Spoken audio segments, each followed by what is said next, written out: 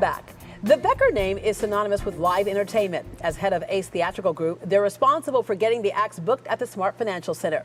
Gary Becker was a big part of making sure the venue was a place that performers would want to come to, especially the picky ones. He wanted to make sure it was a place people would feel good in as well. That meant a lot of logistics had to come together before the place could even get built.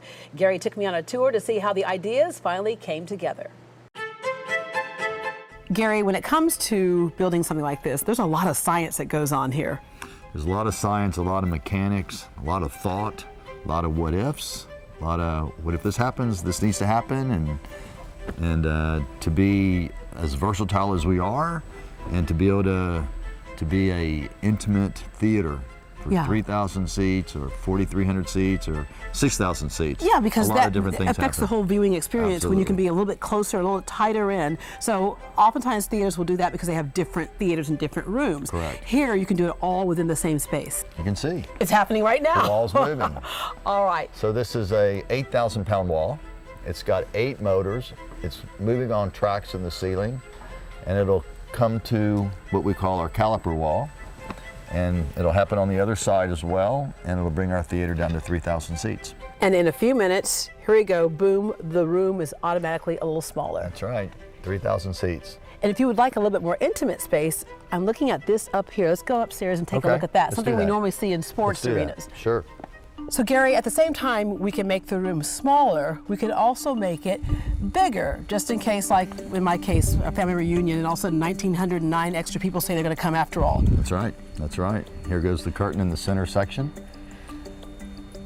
And this allows us to go from 3,000 seats, which we saw earlier, to 6,400 seats. And you know the great thing about this, as far back as we are, it's still a great view. You can see everything. Absolutely. There's no poles in the way. 2 video screens, stage left and right.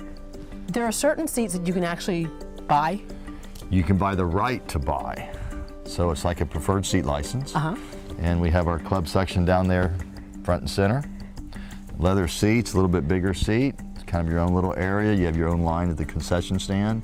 And so you can buy the right to buy that seat for every show. Another area that provides some really unique viewing is having your own suites. And these suites were designed specifically for your viewing pleasure, if you will. Yes, they're not only in the best location of the building, but they have their own little living room. They have their own bar service and waitress service and food and beverage. And then there's 18 seats in front of the glass, in front of the room, so you can hear as well. As you can see, there's not a bad seat in the entire house. Concessions is also very important. You've made it very convenient. You have different things going on the first floor and the second floor. Correct, we do. We have points of sale on this floor, points of sale above, and that's your typical concessions, your beer and your soda and your popcorn and stuff like that. And then we have our rock and roast and coffee bar with our popcorn bar.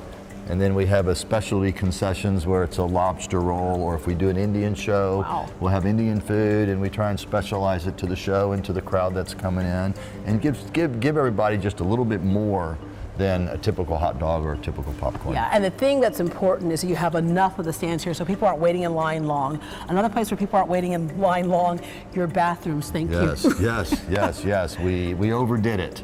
Of course, it's never enough, but we overdid it, and we haven't experienced a whole lot of lines. The other thing we're happy with is that we can drive up here, we can find a parking space. We're not hunting. Correct. We have a parking lot with 2,500 spaces, which is enough for everybody, and it's very convenient.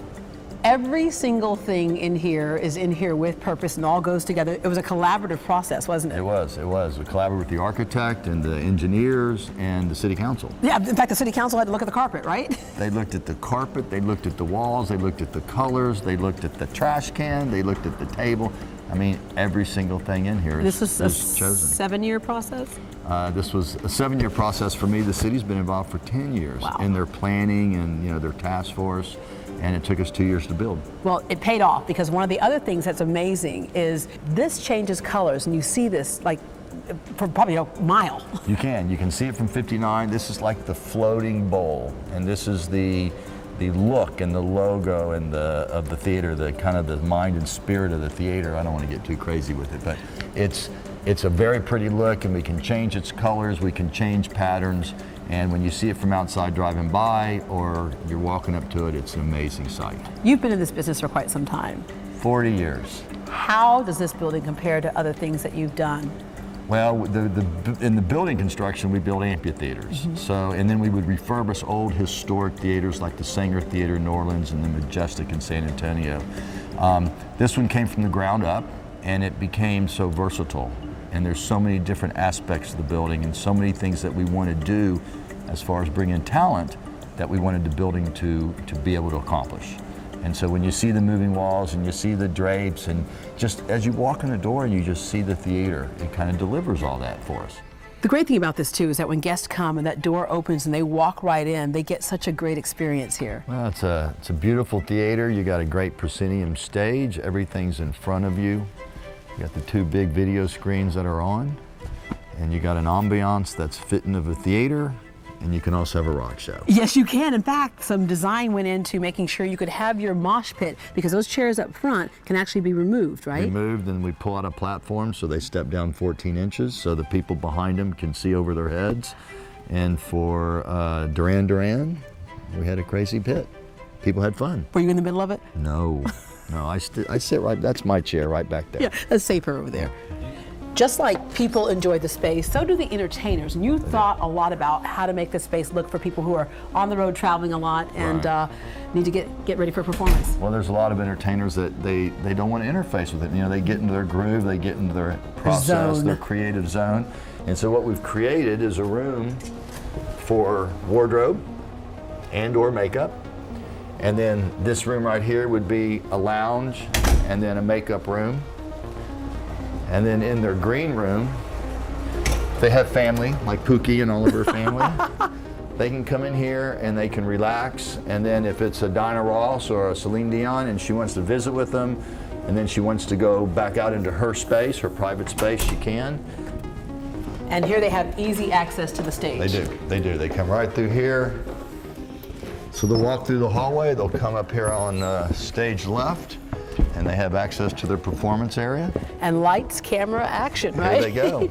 Put on a good show. A lot of folks have also told you who have entertained here that they really love not only the space, but the acoustics, and the acoustics is everything. That was probably one of our main objectives when we designed the project, was it has to sound great.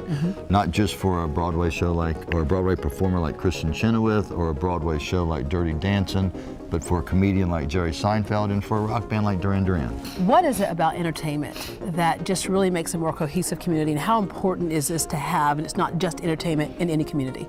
Well, what it's done for the city of Sugar Land is it's showcased the city as being a destination location, and it's going to bring 330,000 people into their community. Yeah. And so, you know, for so many years, Sugar Land was, you know, kind of like, oh, it's just outside of Houston. But now Sugar Land is a part of this big ADI and a part of Houston, and now it's a big part of the music scene. And you can showcase the various culture here as well. Absolutely. You know, they have 130,000 people, and I think they're the most culturally diverse community I've heard in the United States. And so it lends itself to, you know, some Hispanic shows and Southeast Asian shows. It's really for everybody. All right, I say we do some Dirty Dancing. Oh, I can't dance. I had the time of my life, and I owe it all to you. I really can't dance. I can't either, I was just faking it. So Gary joins me along with another generation, his son, Morgan. Good morning. Good morning. All right, this is so cool because, as we mentioned, I think earlier, your father was in this business, you were in the business, and now the third generation. I got to ask you, did you go into it kicking and screaming, or was it something that's just very natural for you? I've been around it my entire life. I was going to these shows before I could even walk. Yeah, the monster truck shows. Right, monster trucks, supercross, concerts, all kinds of live entertainment. Did you think it would become your career? Not at the time. I grew up playing baseball. I got my first job in the industry in college and fell in love with it ever since. Yeah. So Gary's house works here is that you love a lot of the old acts that you guys book. If it's a new group, you just check with him? Well, I'm an 80s guy, so I like the 80s stuff, and you know, the new stuff that comes around I don't know much about. That's why I depend on people. Yeah, people all around right. me. You all were known for all types of things in live entertainment, and rehabbing old theaters and opening them back up was one thing. This is a new theater. Well, this is the first one we built from the ground up. Besides the amphitheaters that we built in the early 80s, which is the Cynthia Woods Mitchell Pavilion, and others around the country. This endeavor was from the ground up, and it turned out to be really nice. Yeah. Thank you, guys. Up next, one man revolutionized live entertainment as we know it, from stadium rock concerts to lavish theater productions. We'll meet Becker when we come back to see how it all got started.